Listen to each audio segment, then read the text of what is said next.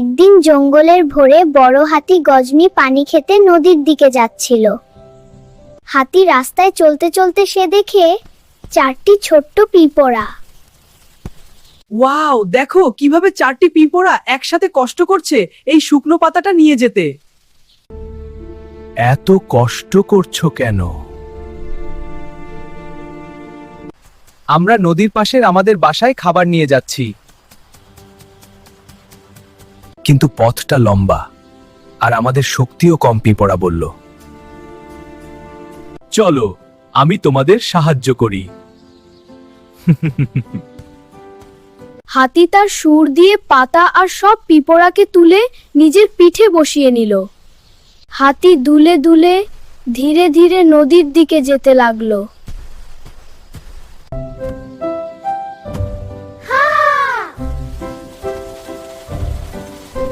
নদীর ধারে পৌঁছে হাতি পিঁপড়াগুলোর আলতো করে নামিয়ে দিল। পিঁপড়ারা খুশিতে হাতির চারপাশে নেচে বলল, তুমি জঙ্গলের সবচেয়ে বড়, কিন্তু তোমার মনটা আরো বড়। আকার বড় হলে কি হয়, বন্ধু হতে মনটাই যথেষ্ট। সেদিন থেকেই হাতি আর 4 পিঁপড়া জঙ্গলের সবচেয়ে শক্ত বন্ধুত্বের উদাহরণ হয়ে গেল।